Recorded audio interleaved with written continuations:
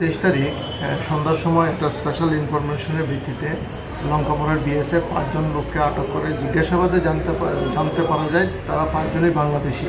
তারা অবৈধভাবে ভারতে প্রবেশ করেছে। তাদের বিরুদ্ধে আমরা স্পেসিফিক একটা মামলা নিয়েছি।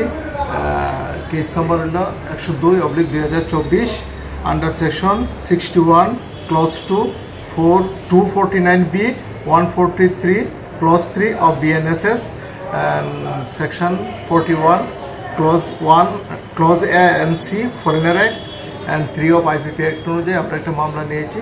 আজকে তাদেরকে আদালতে আমরা প্রেরণ করব পুলিশ রিমান্ড চেয়ে। আমরা জানার চেষ্টা করছি তারা কেন অবৈধভাবে বাংলাদেশে প্রবেশ করেছে এই বিষয়গুলি নিয়েছে। তাছাড়াও তাদেরকে যারা সহযোগিতা করেছে, যারা টাউটস, ইন্ডিয়ান টাউটস এবং বাংলাদেশ টাউটস আছে, এগুলিকে আমরা আইডেন্টিফাই করার জন্য।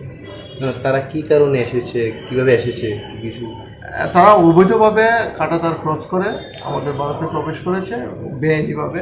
এখন পর্যন্ত আমাদের ইনভেস্টিগেশন চলছে, বাকিটা আমরা তদন্তের সাথে। তাদের কাছ থেকে কি পাওয়া গেছে? তাদের কাছ থেকে এখনো কিছু পাওয়া যায়নি, শুধু মোবাইল আমরা তাদের কাছ থেকে পেয়েছি, আর অন্য কিছু পাইনি। তারা বাংলাদেশের কোন জায়গায়? তারা বাংলাদেশের চাপাই নবাবগঞ্জ এলাকায়। নামগুলো? তারা 5 জনের নাম হলো সোহেল রানা, নুরমান আলী, হামিম আলী, লিটন আলী আর সেলিম রিয়াজ। তারা 5 জনেই চাপাই নবাবগঞ্জ, রাজশাহী, বাংলাদেশের লোক।